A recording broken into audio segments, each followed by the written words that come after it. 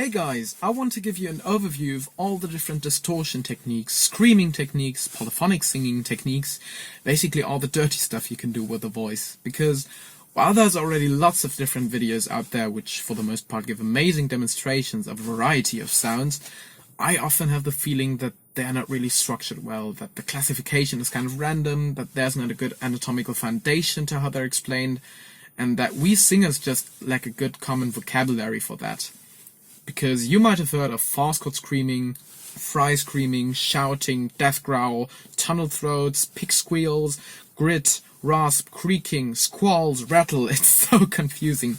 At least it was to me back when I first decided to dive deeper into the wide ocean of funny vocal effects. And I haven't seen much of a change with that lately. Because I hear people use the same exact names for completely different coordinations, or the other way around. And I guess the only way to get rid of that confusion is to gain a better knowledge of what is really going on in the larynx when we do these techniques. I'm really certain that everyone can learn the technique they want to do in a sustainable and healthy way if they know what they're doing, if they understand what is going on. And I hope I can provide that to you. So let's get it started. Let's experiment with our voices. Let's find new funny sounds and emotions and use them in music, because that's what we love to do. Yeah, yeah, yeah, yeah. Ooh, oh, yeah. Mm-hmm. Ooh, ah, yeah.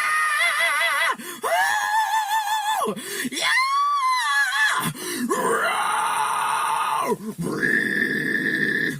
Okay, so that was already a lot of different sounds, right? And it wasn't even all of them.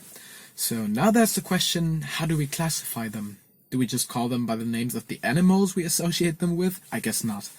To me personally, there's two main ways of classifying those sounds that make sense. The first one would be to only look at the nature of the mere sound. So we'd have three main categories, namely subharmonic distortion techniques, polyphonic splitting techniques, and atonal screaming techniques. Okay, what is subharmonic? Subharmonic is when I, for example, do and you can hear a second pitch sneaking in, and maybe you noticed that it wasn't just some random pitch, but it sort of felt parallel to the one I did before, right? The musicians might have noticed that this was an octave, and it can also be other intervals like an octave and a fifth. Those are all different positions of the subharmonic series, which is why I call them subharmonic distortion techniques. With other techniques, however, we have just some random pitch, which is two vibrations happening at the same time, multiple tones at the same time, which is why I call them polyphonic splitting techniques. And with the last category, like